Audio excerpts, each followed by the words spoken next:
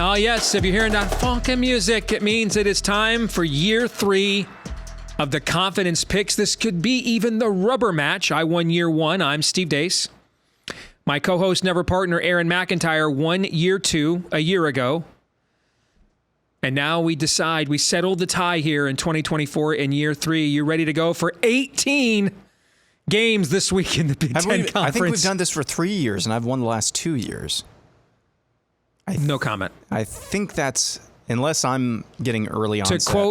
To quote the great prophet known as Connor Stallions, I do not recall. I do not recall. So this guy is a Mensa level genius. Okay. I really believe that. Or he's Rain Man autistic good. Wait. And he's wasting that intellect on football. I just want to say, as a Michigan fan, I don't think... we've got Mensa level... here it comes. We've got Mensa level geniuses to spare around here. I just want to say, as a Michigan fan, I don't think Connor Stallions wasted his talents and gifts at all.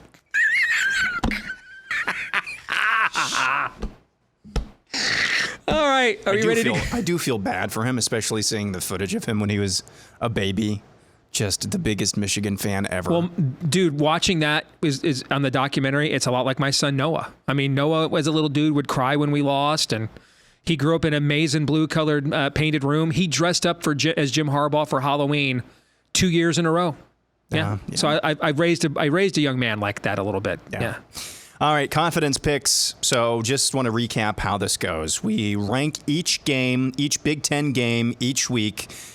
In terms of how many games there are. So this week there's 18 games because there's 18 teams in this league now. And we rank them on a scale of 18 to 1, with 18 being our most confident result, 1 being our least confident result. We can pick against the Big Ten teams, of course, but or we can pick one side or the other, and that'll be obvious as we get into conference play. And then at the end, we have a bonus pick that is against a spread or a total if you want to go down. Of a Big Ten game. Of a Big Ten related game. That's correct. It always has to be Big Ten related. And if you hit on that bonus pick of a spread or a total, you get an additional 7 points, which kind of seems like weak sauce this week, given that there's 18 games. It's basically going to be 50, 60 free points here for both of us. Didn't last year come down to like 2 points or something? Yeah, it did. It came down. It came down to the wire, despite all of the variants that we had tried to artificially introduce. And I'd been able, even in weeks 1 in years past, I'd been able to get all of the games on one screen. This year, I've got to do 3 different pages of this. So we can get it rolling with your picks, 18 to 11. All right, I'm anxious to see how this works. Let's start. For 18 points, I've got the team that's a 55-point favorite this week. Ohio State over in-state rival Akron, the Fighting LeBrons. Hey, 1894 happened, Steve. That's Ohio State's still seeking revenge for 1894 when Akron got one over on them. I'll put 17 on Oregon over Idaho.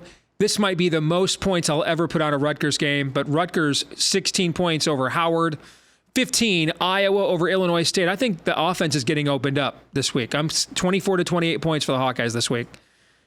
Take advantage of Kirk not being there. Try to, pad those stats a little bit.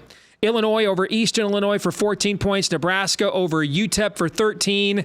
The Badgers of Wisconsin over Western Michigan for 12. But Western has as much returning production as any team in the MAC.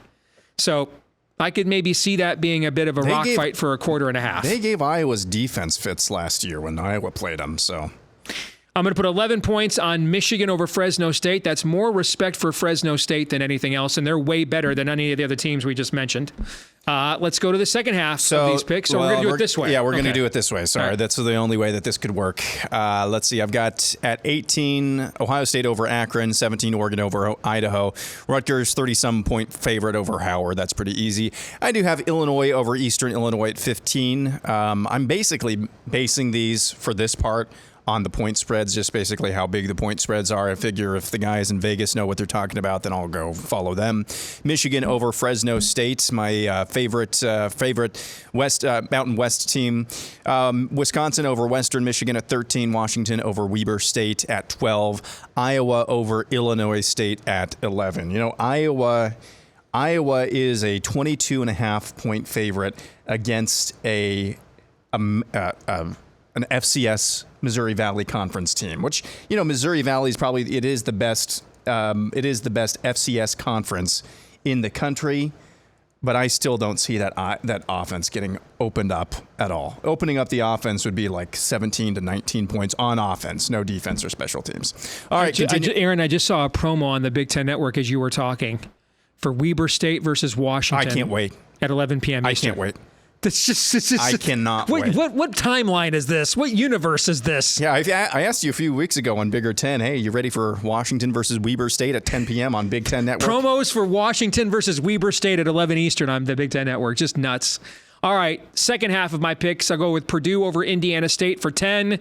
Washington over Weber State. I'm only putting 9 on that, given all the turnover there for the Huskies. 8, Maryland over UConn. I'm going to only put 7 on Indiana over Florida International, which is, again, goes back to what I said on the Bigger Ten show about what impression I got from the BTN camp tour. They seem to be saying slow your roll on the Hoosiers a little bit. Penn State, 6 points over West Virginia in one of the sneaky toughest places to play in the country when they're good, and they are right now. Minnesota, I'm going to have them as pull a slight upset. They're about a 2-3 point underdog right now to North Carolina. This line has been all over the place. Yep, and these are 2 tough teams to read, but it's a big revenge spot for Minnesota too. They got beat up pretty good by North Carolina a year ago. I'm going to have LSU over USC, but this is actually a good matchup for USC. This is not how LSU, you're used to them being constructed. This is not a team loaded with those 300-pound, freak shows on the defensive front in the SEC that you're used to LSU having. In many respects, they're a team built a lot like USC. And if it's a little bit like a college basketball game. Do I think USC could beat LSU, say, 31-24? No. Do I think they could beat them 38-34? Yeah. And look at that total. Yep. That's 65, I think, is the total. Yes. I almost made that my bonus bet. Indoors on a fast track there in Vegas. Yeah. I'm going to take Michigan State over Florida Atlantic, but only put 3 points on it. Tom Herman is still a good football coach. I'll put only 2 points on UCLA and Hawaii. Hawaii having the advantage of playing a game already, and only 1 point on Northwestern over Miami of Ohio. This is the kind of non-conference game even good Northwestern teams over the years have lost. Yes. And Miami of Ohio is returning quite a bit from the team that won the MAC last year. I know that was one of my winning bets on our Patreon page for my futures bets. Although they did just get their kicker stolen from them by Alabama, as Miami of Ohio's coach wants everybody to know. Yes. Yes. Yeah, here are my top 10, or my bottom 10, I should say. Purdue over Indiana State at 10, Nebraska over UTEP at 9.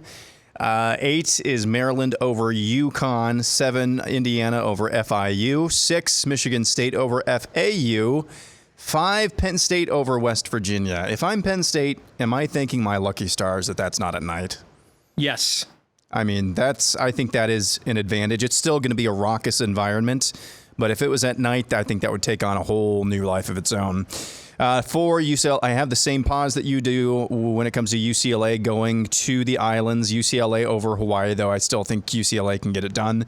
3, I've got North Carolina over Minnesota. So back in May, North Carolina opened as a 1.5 point favorite. Then it went to Minnesota as recently as last week, was a 2 point favorite. Last I checked, North Carolina, I think, is a 2.5 to 3 point favorite again over Minnesota. And 2, I've got Miami of Ohio. I'm just going to pull the trigger here. Miami of Ohio springs the upset on Northwestern. Same thing for USC over LSU, because I think I looked at that total, and they're expecting a lot of points to be scored, and I think USC can win, especially if this is the 12th game of the year. No, I don't think so. I mean, all things being equal, I don't think that this would be an upset. I don't think that this would be even talked about as an upset. But I think first game of the year, right out the bat, I think USC could pull the upset over LSU. So I decided to go ahead and pull the trigger on that.